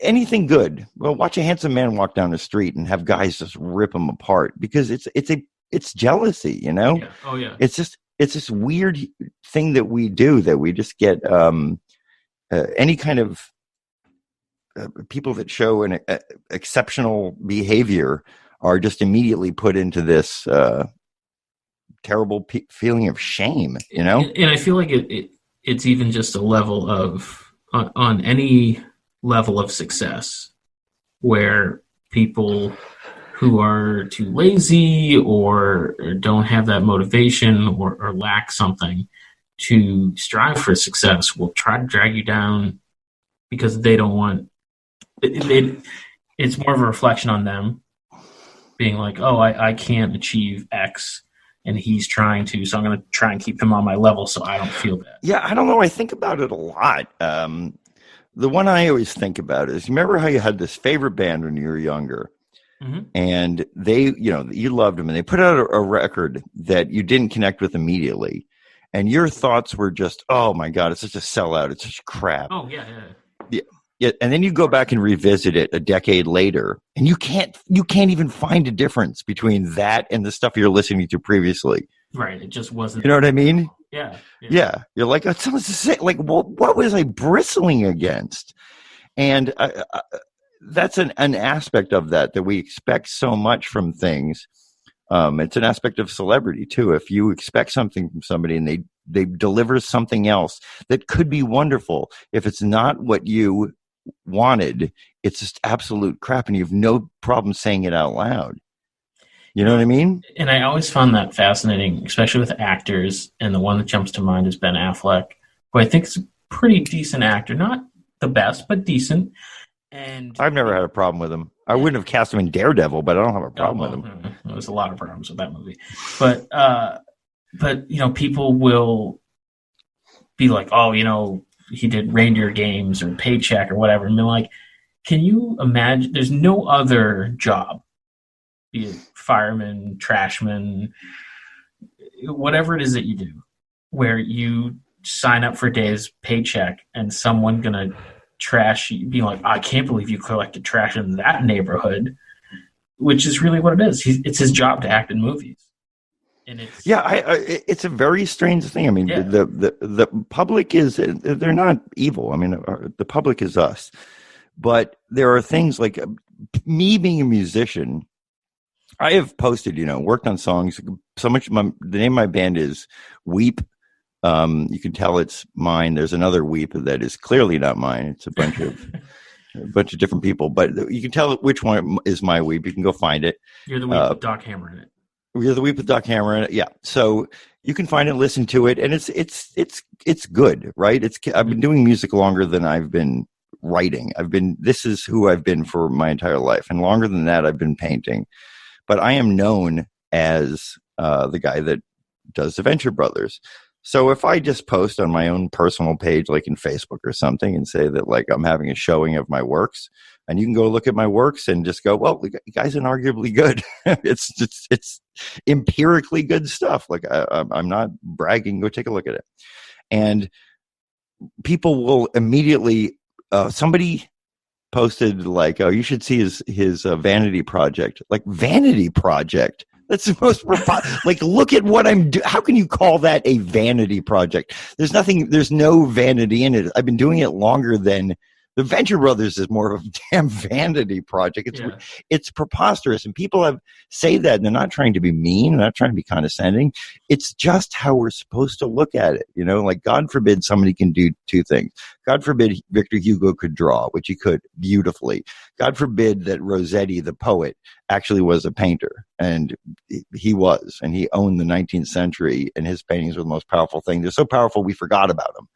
But people can do two things, and instead of going, well, let's look at it, which one is somebody who is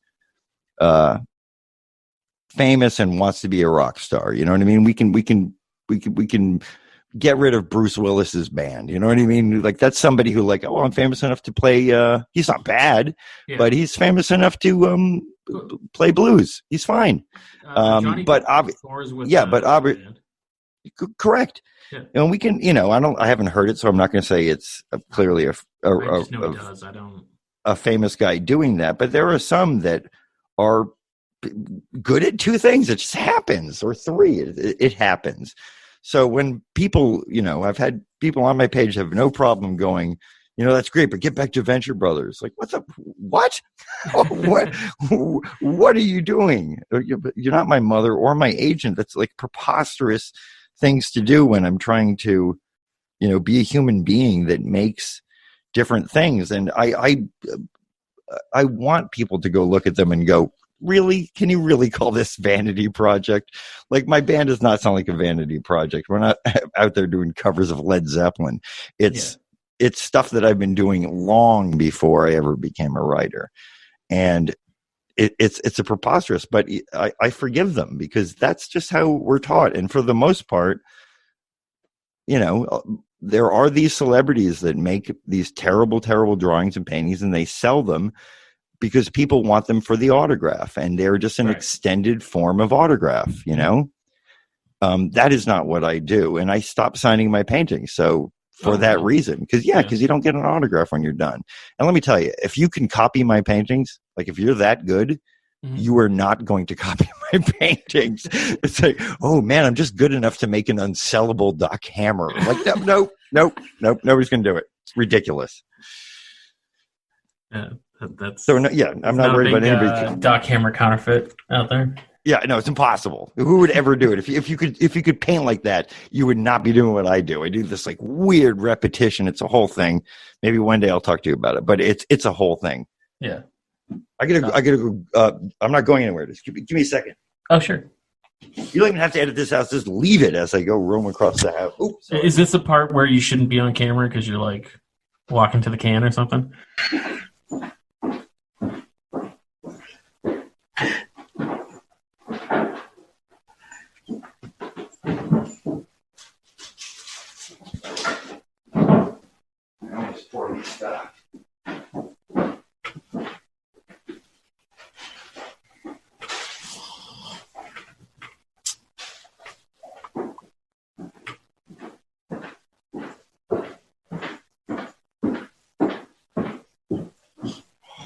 Thunderous when I walk.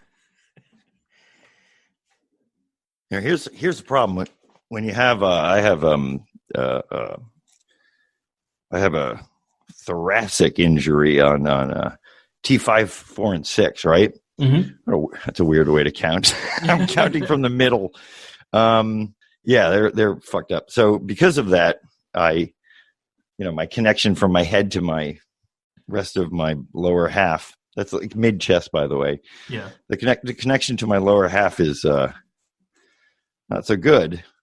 And if I sit down for a long period of time and then get up and walk, it's like an elephant. It's like really heavy. Like I can't be graceful.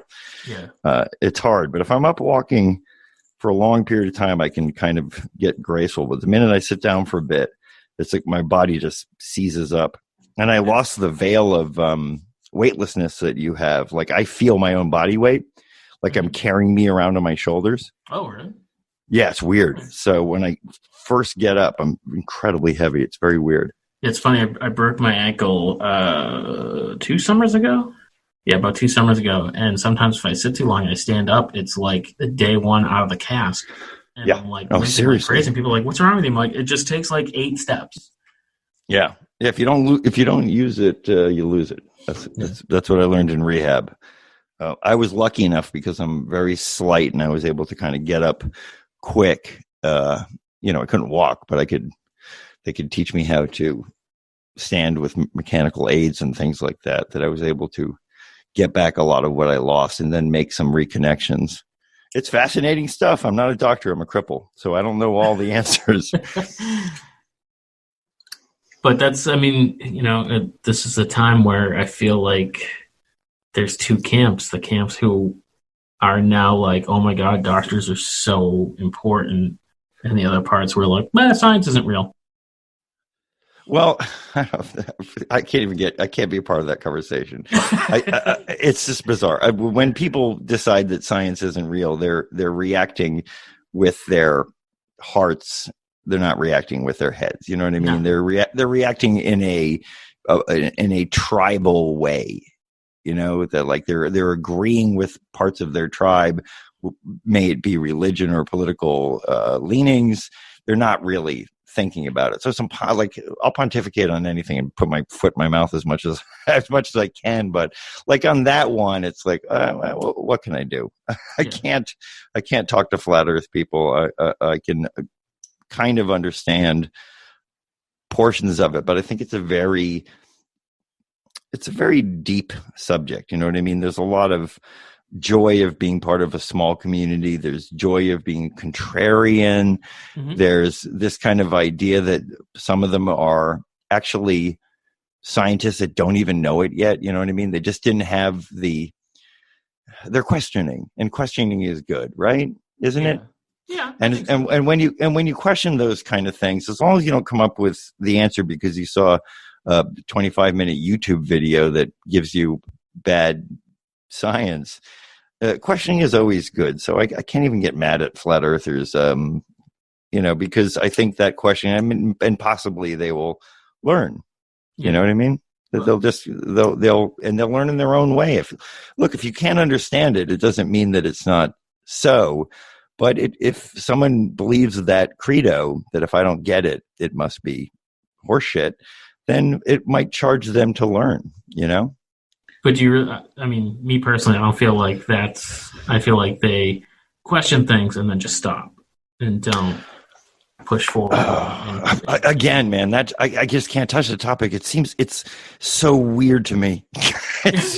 There are just some things where I just go, I love people and I love humanity, and I really do have this kind of like, oh, they must have a reason for it. And I try to look for when somebody says something terrible to me because of the way I look or dress or something, my first thought is always, well, what was his life? What was his upbringing? What happened to this guy that brought him to a place where that's the appropriate response? I'm not going to immediately go, that's a sociopath.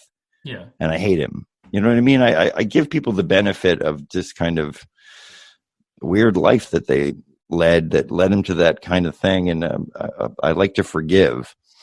But with that, with people believing bunkum science and stuff, like I don't know. Look, even people who believe in science believe in bunkum science. You know what I mean? Sure. There are some things that people just they gravitate towards because it seems like a better right. Right and wrong are cold and callous. Mm-hmm. They don't care. You know what I mean? The natural laws of the world it's godless out there. You know what I mean? Nothing cares. You're not a factor. Fairness is not a factor. Justice is not a factor. Mm-hmm. It just is. And if you are a person that is inclined to look for justice and look for fairness, which to me sounds like a good person, right? Mm-hmm. You're going to look for it everywhere. It's pervasive, and you start looking for it in science. And that I just stumbled upon that. I just opened up my big stupid mouth, and I came upon something that might. That sounds almost good. Yeah, I don't know if somebody said that. You should write that down. We put it on tape. I know it's not tape. We put it. Push play and record at the same time, quick. That's a throwback. Yeah, so I think that I don't know what I was saying. I was so impressed with myself. I fell in love. It was good. What was I talking about? You're talking about how. Damn it. I'm gonna have to go back and listen to it. Who cares? So anyway, whatever I just said, it sounds great. Anyway, that's probably what I believe, because I just said it, even though I forgot what it was, because I took the time to back up and fall in love, and I lost that connection. Okay. That connection that you have in speech, by the way, mm-hmm. is utilized constantly when we write the Venture Brothers. Because, like, what do you mean? Okay, so you're sitting there and you're typing, right? Mm-hmm. Writing is typing. And you're saying the jokes out loud, and you can hear Brock's voice, and you're typing along, and then you hit an impasse, and nothing seems to make sense anymore. So you go find somebody and you tell them the plot, right? You just tell them the plot. You tell them what's going on. And because when you speak, you're using a different area of your brain for creativity, and you're also trying to appeal to somebody's interest. That when you start telling them the plot, you hit that impasse that you couldn't break through. But when you say it out loud, you just keep going. Like you're writing right on the spot, like you're telling a lie to get out of first period gym. Yeah. You know what I mean? Like there's something great about this, like telling people the plot. When I'm totally stuck, I just find one of my friends that has keep their mouth shut and go, I'm just going to tell you a plot right now. And I'm trying to make it interesting, and here's the cool stuff, and that's funny happened, and I get myself past that point. That's my tip to writers. If you can't write it, say it out loud and to a human being, and you'll be amazed what you come up with right on the spot. So just that kind of need on the spot to come up with something, your brain. There's something when you're speaking, you're trying to have somebody enjoy. Well, not everybody, but in this case, me. I'm playing to the listener. Mm-hmm.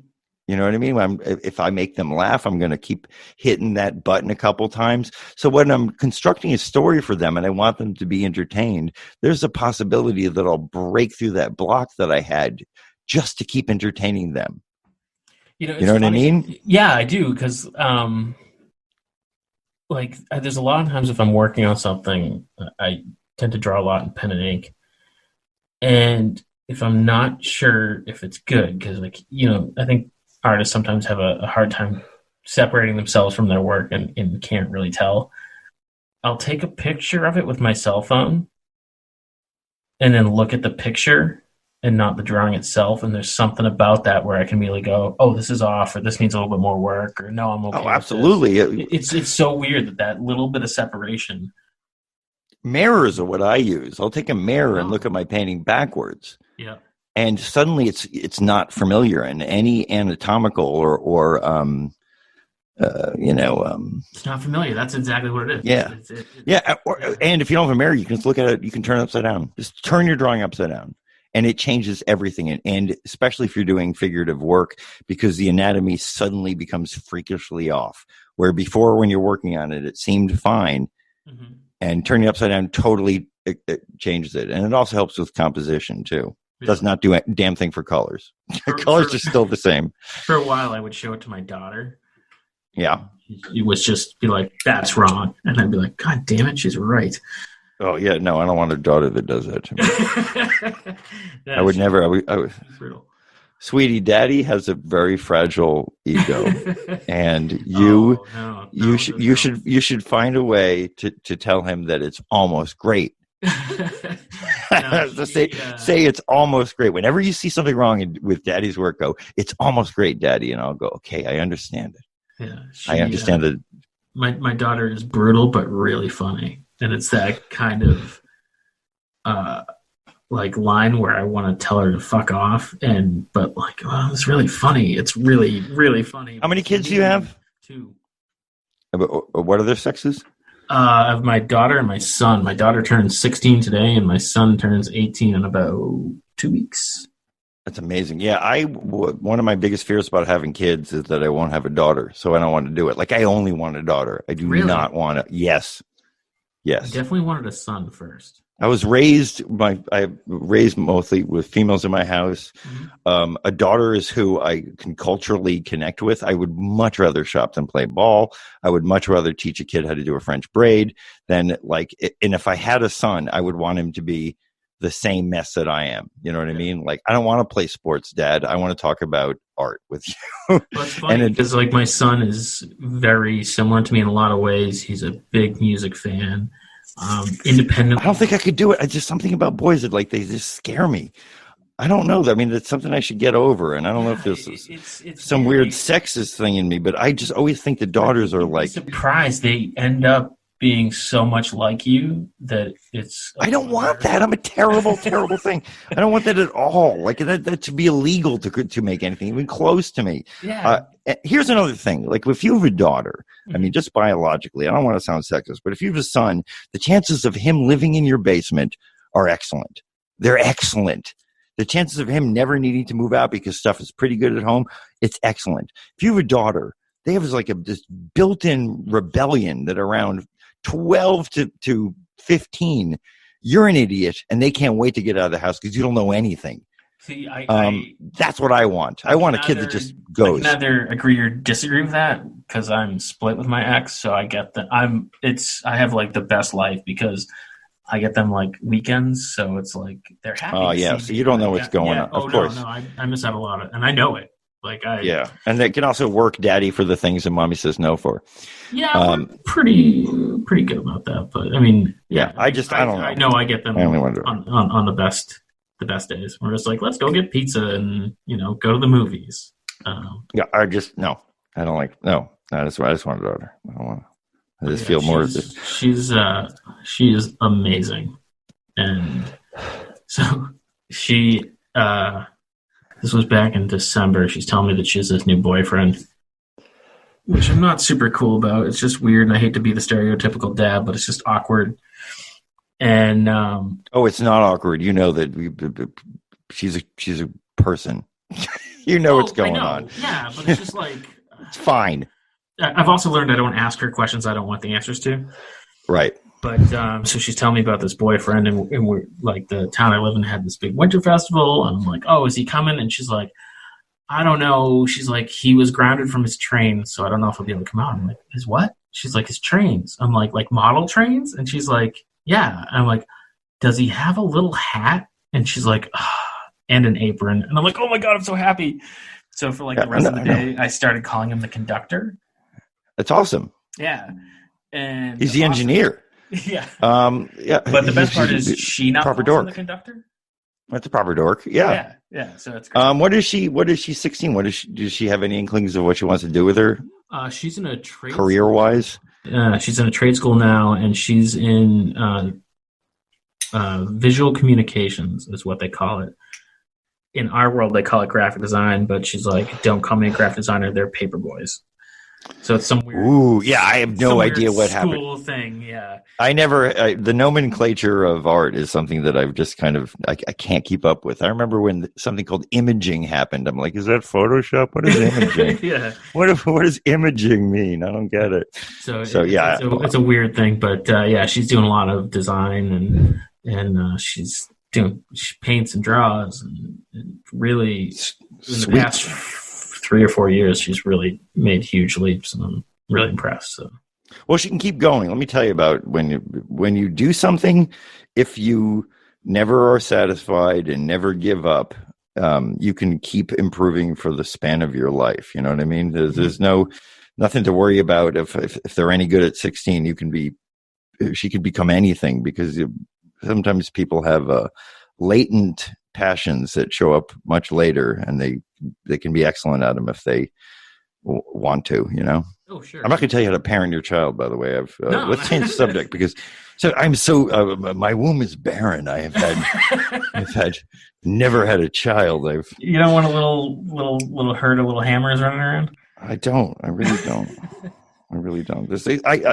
There's something about, I know people will get on my case about this, but when you make art and that's your living, it's a little bit like raising children. They're these like soft footballs of love that you toss out into the world, and people have to live their own life. You know what I mean? You can't run, and it's very similar. And of course, it's nothing like having a kid. There's nothing like that rearing and bonding and genetics. None of that happens. But I do find that when artists have kids, they're just crappy parents, because their art requires so much parenting that they can't give that parenting to a child. And that child deserves that parenting. Mm-hmm. It requires that parenting. And you're just a bad parent. I don't want to be a bad parent. If I had a kid, I know for a fact everything would go out the window, and that kid is the most important thing. It's my biological imperative to make that kid just as well adjusted and cared for and all that as possible. And that will destroy my art. And I have to decide, what am I here for? What am I on this planet for? And I have made the decision that I'm here to do these little things that I make, that I send out into the world, and people can go, yeah, I agree with you. I'm like you. No, I think that's really valid, because I mean, you know, there's a certain level of commitment and obligation to there's a monstrous level of and whatever you're making, that if you have kids, then you start to have to compromise. Yeah, and if you don't compromise, you're an asshole. You know what I mean? Yeah. If you think you can do it all, that something's going to suffer. And the last thing I want is my child suffering or my art suffering. Yeah. So I have vowed to become a hell of an uncle. Dude, that's great. I was an uncle first. You can just give them back. Yeah, you can give them back. And here you go. Yeah. You can impress them with a cool uncle. I'm cool Uncle Doc Hammer. Do they call you Doc? Everybody has to call me Doc. You cannot call me Doc unless you've had continual coitus, or you're my parents. That's who can call me Eric. Excuse me, not Doc. I'm like, you can call me Doc without ever getting to know me generally.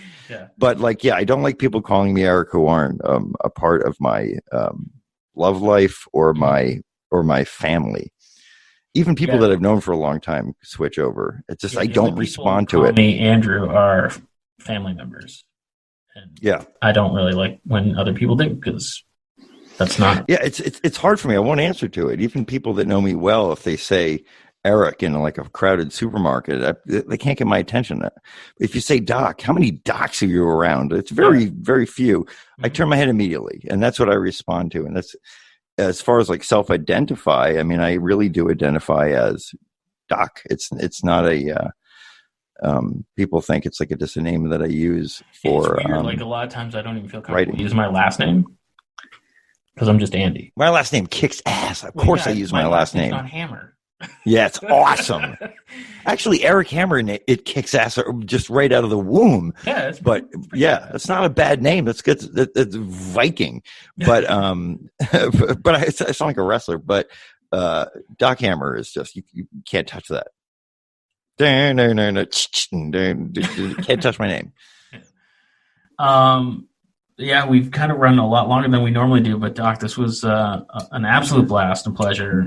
You know, like I said, I'm a big fan, so I really appreciate you taking the time to chit chat. Hey, I would say anytime, but not anytime. But we could, next time. I know you don't like to do research. Let me ask you a couple questions. I think they're important ones that your listener needs to have. What's with the name? Am I supposed to be drunk? Oh, no. So this is one of those, it made sense at the time, and now I'm kind of like, well, it's a thing already, but it doesn't necessarily do us justice. We started as a drink and draw social club. A what? A drink and draw social club. Where just I thought you said drink and drive social club. No. I'm like, my friend, your social club is terrible. No, drink and draw social club. It was just a bunch of artists getting out once a week to hang out, relax, have a drink, and draw. And we would sit at a bar, and we'd have sketchbooks, and some sketchbooks got passed around, and some weeks you drank a little more, some weeks you drew a little more, and it was just a fun thing. I can dig it. Yeah, and one of our friends came up with the name Inebri-art. And at the time was so drunk he forgot. So when the name came up again, he's like, "That's a really good name." And we're like, right. "Yeah, it's yours." So it just kind of stuck. And then we started doing. We host a figure drawing group where we bring in a model to a venue right here in downtown Plymouth that has like a concert venue in back. So it's got a stage and lighting. You live in Plymouth? Yeah, I love Plymouth. Oh, it's great. I'm a dyed-in-the-wool New Englander. Like I can't live anywhere else. I love New England. Plymouth is one of my favorite places. It is. I moved here just under a decade ago, and I can't imagine living anywhere else. The people here are amazing. There's so many cool things going on. I just absolutely love it. Yeah, I know why you're there. It sounds great. So what is this podcast supposed to be? You just want to have a podcast? Kinda, yeah. So we started doing all these art events and whatnot, and so my producer Fish. Your producer's name is Fish? Yeah. Awesome. That's like Smitty. That's like an awesome name to have, Fish. And so we both got into podcasts. I'm like, dude, we should do an art podcast. And he goes, art's visual, that's stupid. And I'm like, fair point. And then I saw a YouTube video, and I think it was Ricky Gervais, Chris Rock, Louis C.K., and Seinfeld. And they were talking about their process of writing jokes. And so much kind of rung true just from like a creative standpoint. I'm like, that's the podcast. We want to talk to creative people. And find out what you didn't get any of that from me. I think we really did. You failed miserably on your basic mission statement. You did. I totally disagree because I rambled on about nothing. You got me talking about like veganism and I thought we started, but you talked about all sorts of things, and I think that's needless abuse of homosexuals. And you talk about ridiculous things. No, but I feel like the creative people are all cut from the same cloth and have similar process in a weird sort of way. And I find that creative people all have incredibly different processes. I like your original idea for podcasts. Like, what is the process? I would have loved to have expounded on my process with you. But I feel like we touched a lot about on like how you write. You literally made suggestions to writers and Oh, I did, didn't I? yeah, Okay, you're see, right. I think a You're lot right. of it escapes even, and that's kind of the trick of the podcast. You're correct. Is, You're correct. little knowledge nuggets kind of seep out through the conversation. You're right. You tricked me, sir. I did. You got me to you got me to be on topic, and I didn't even know it. I thought it's it was only taken me like 200 episodes, but I kind of I thought I was pulling the wheels off the cart, and all you wanted was a wheelless cart. And you know what that's called? A sled. Yeah, pretty much. Yeah. So we just happily went through the snow in our wheelless cart with a horse aggravated that we don't have wheels. It was a terrible way to get there. Yeah, and it's funny just from not planning questions and not doing research. I've had some really, really interesting interviews. I got to talk to Uli John Roth, who's one of the original guitarists for Scorpions. Could you penetrate his accent? Yeah. Oh, he's great. And, oh, really? Yeah, and so like 5 minutes in, did he give great like Klaus Meine stories? No, he didn't. Not at all. Really? No, oh, damn it. We talked about art history. Nice. Yeah, I had that conversation with somebody too, where I thought we'd talk about our mutual fields. Nope, art history. Yeah, apparently he was on the fence between being a professional guitarist and a professional painter, and it was like art history class, and it was amazing. And it's just That's like awesome. If I had planned questions, that would have never come up. And so I just like to kind of get to know people and see what happens. I'm going to go back and listen to that interview. You should. It's really good. And that sounds good. So Fish used to get mad because I'd be like, I don't do research. And he's like, you should do a little. And I'm like, no, I'm not going to. And just before that interview, the promoter, he was playing a concert here in Plymouth. And the promoter's like, you got to ask him about Jimi Hendrix's guitar. And I'm like, what? And he goes, he owns Jimi Hendrix's last guitar. And I'm like, oh. So like we went through this. Is it a Strat? I don't know. Because we went through this whole conversation about art and how it fits with his music, and it was really interesting. Did you know that Doc Hammer owns a celebrity guitar? What celebrity guitar does Doc Hammer own? I own John McGeoch's guitar. And I know your face. I've seen that face before. Where I'm like, John McGeoch. It's the face of, nope, don't know. No. John McGeoch was the guitarist from Magazine. Then he became the guitarist for Susie and the Banshees. And then he was the guitarist for Public Image Limited. Yeah. Okay. So I have the guitar that wrote Spellbound. I have the guitar that played all over Juju and Kaleidoscope. Nice. That. Let me tell you, he was my guitar hero when I was a kid, and that guitar was my hero. I didn't know what it was. It's a Yamaha SG 1000. How did you get it? But when I was a kid, I thought that was a double cutaway Les Paul, because that's basically what it looks like. Yeah. But it's not. It's a Yamaha. How did I get it? Through auction. I had to bid it. And So the promoter's like, you got to ask him. And the one thing, my biggest fear is to like ask those questions that everybody asks. Like, I don't want to do that. But I'm like, this has got to be a good story. So towards what now I know was the end of the interview, I'm like, oh, I heard you have Jimi Hendrix's last guitar, and you could feel the mood change. And he went from being very open and interested in the conversation to just dead. And I'm like, oh, shit. And apparently he now dates or is now involved with Jimi Hendrix's last girlfriend. And he kind of like even resented the idea that he owned the guitar, because he's like, that's Jimmy's guitar. It belongs in a museum. And I'm like, and to the point where Fish is like, yeah, that. You sounded like a little bit like Indiana Jones there for a second. Well, the guitar belongs in a museum. The guitar does kill Nazis. It belongs in a museum. But yeah, you could just feel the mood change. And from that point on, Fish is like, yeah, don't do research, because you're going to ask the dumb questions that people. Well, I do own a celebrity guitar. You should ask me about my John McGear guitar, and you should. You know what I'm going to do? I'm going to give you post-interview homework. I want you to go. I want you to go find my paintings. You can actually you can scroll down my page that you found me on, because you found me on the internet. Yeah, just go down, scroll through that. You can see some of my works. They don't even look like paintings. You'll be confused, but you'll find out. And then I want you to listen to go find a Weep song and listen to it. Oh, I've listened to Weep. Yeah, you were in Weep. Yeah. Post, and I want you to watch all the Venture Brothers in a row.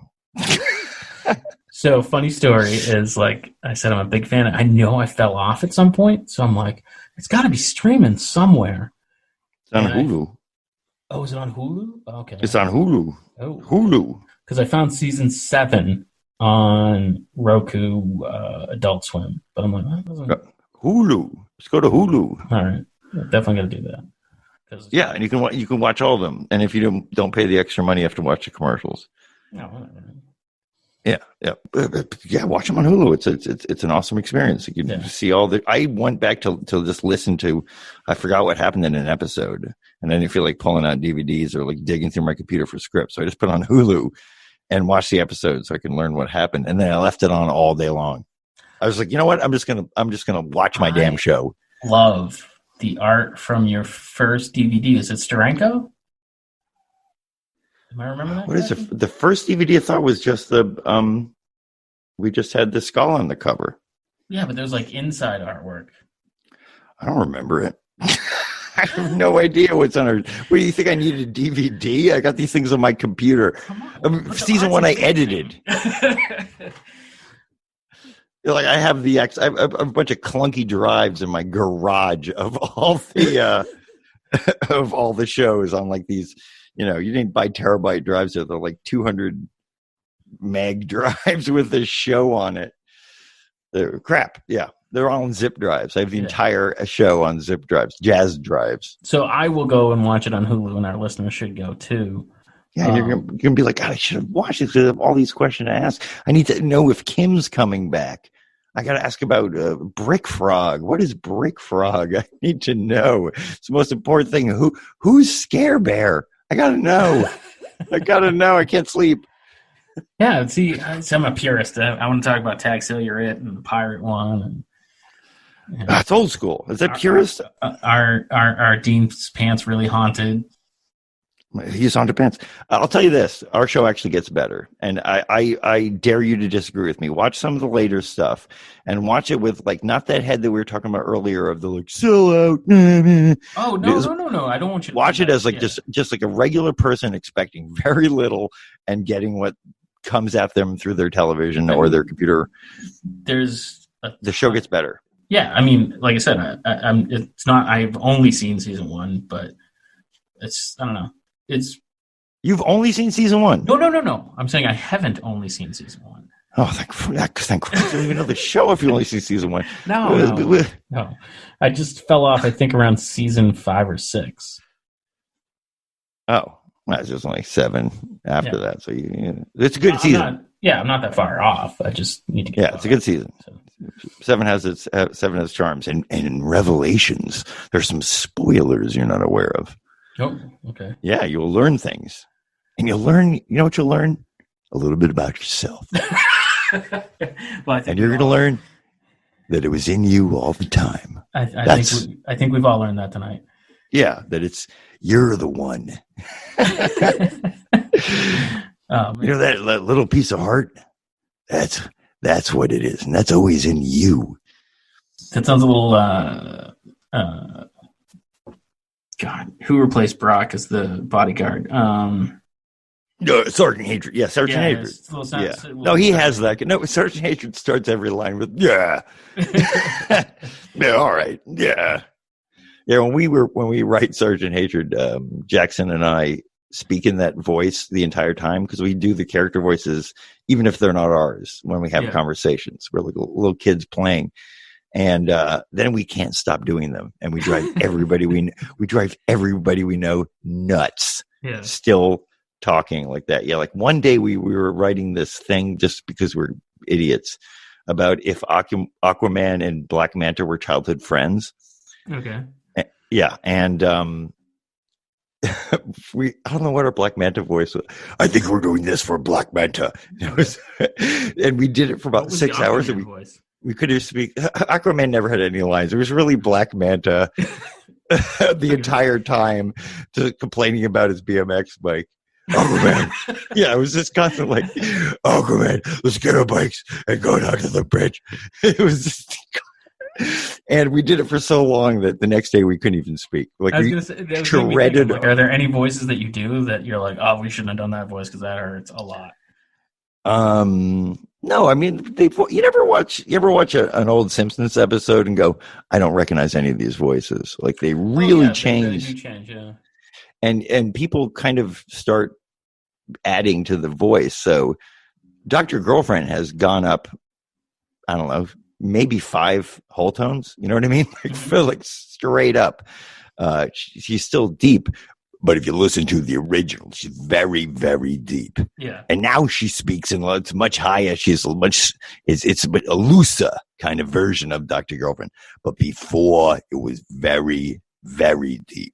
Like they change. You know what I mean? So that's the only thing that I care about is that people are like, oh, her voice got higher. You know, is that a plot development? I'm like, no. No, like I just straight up forgot how deep her voice was, right, and started using more of my own natural timbre, you know, and other voices that they get just better, you know. There's over the years, I think Hank's voice got better. I think Dean's voice got a little more cartoony. The original Dean was much more like a kid's voice. Yeah. Billy has stayed the same the entire time because Billy's not an impression. It's me with a lateral lisp. Yeah. It's just as Billy. No, actually, he speaks higher. So if this is my voice right now, natural Doc Hammer, this is Billy's voice. It's a little higher. And then I put a lateral lisp into it. So I just pull my mouth over to the side, which is super unattractive. And nobody's allowed to take pictures of me while I do Billy. While you do Billy. And it's a little wet, too. It's a little spitty. So I just slide this over, and then suddenly it's Billy. But he does have that little uptick. Yeah, no, he's very exciting. Everything's very exciting, except when he gets really. I think hyper focused of his is like, this is so stupid. You have the picture of the shrink ray on the side of the shrink. Your picture of the shrink ray gun on the shrink ray gun. Yeah. That's a gripe about, like, I had this cool Star Wars blaster that said Star Wars on it. I'm like, I don't think Han Solo's had that. Yeah. So to make a shrink ray gun, the picture of the shrink ray gun as the logo. Picture of a big guy and then some like rays and a little guy next to him. Shrinking rays and smaller. That would be a cool logo. But the picture of shrink ray gun on the shrink ray gun. Yeah, that was Tag Sale. You really do love Tag Sale. It's great. It's the one that won me over. You know. Yeah, but meant to do that. It was my first time. You know. It was my venture virginity. So that was the first episode they showed you? I don't know if it was the first one they showed me, but it was the first. Because I do suggest if you have to start with season 1, start with that episode. Yeah. Because don't start with Careers in Science. Pile of shit. Terrible episode. No, I just think it's the one that, like, really, I'm like, oh, I get what they're doing. And you're right. It was world building. And I think that's what's really interesting about what you guys do is there's so many, like, characters that pop up for like a scene and then become like major players. Oh yeah, no, there's creating characters that we flesh out later. What I'm proud of is just the guild that we created, this mechanism that lets this kind of stuff happen in a real world situation. Mm-hmm. I think that's our really it has a very interesting invention. That very union kind of it's red tape jokes, and a lot of, that's what the show is. The show is about failed adventure. It's really about failed people doing failed adventure. And when you take away all the things they do, the show is about who they are. You know what I mean? Mm-hmm. And I think a lot of cartoons are about what do they do. Our cartoon is what they do is the wackiest shit in the world. But who they are is what we focus on. You know, it's a very character-driven show. Yeah. If I may pontificate on my own creation. But here's what the Venture Brothers is. Blah, blah, blah, blah. And, you know, it's You know, you have the Well said, sir. yeah, thanks. You know, it's getting late. You have the You should get into the Four- podcast business. You have the Fantastic Four knockoff that suddenly becomes like all villains and Right. They become the Revenge Society. yes, yeah, thank you. And Phantom Limbs in it, and God, I should have watched them because now I'm like blanking on it. Oh, what are you talking about? Your research that you refuse to do? Are you talking about your refusal of research? Damn it! Don't side with That me. it's come back like a snake eating its own tail? Is that what you're speaking of? I know. All right. Well, I think we've done a bang up job here. Yeah, I did some voices. People love that kind of crap. Yeah. You know, I used to get super pissed off when people, you know, I could say anything. It's funny stuff. They're like, I don't care. Do a voice. And everyone's like, I feel gratified. Right. That used to bother me. And then one time I'm at a panel of a bunch of voice actors, and all I could think was, "Shut up and do the voice." Like it was in my head. Like just it's literally one of those things where I'm like, I kind of want him to do a voice, but I'm not going to ask. Yeah, but it's like it's a shut up and do the voice, and Jackson hates doing it, and I realize that it's like it's a weird treat to hear that voice say something other than something on the show. It's a weird treat, and anytime I see voice actors, I really think like just do the voice I love so much. Yeah. Do the character I love so much. Yeah. But I do so many, I don't even remember like what I've done. I can't remember the amount. Jackson has probably done twice as much as me. And we have no idea how many they've done. I forget that I'm Dermot. I forget that I'm Shore Leave. I forget that I'm one of the Moppets. Yeah. I mean, yeah, I forget all those. That's the one I was trying to think of. Count Underbite.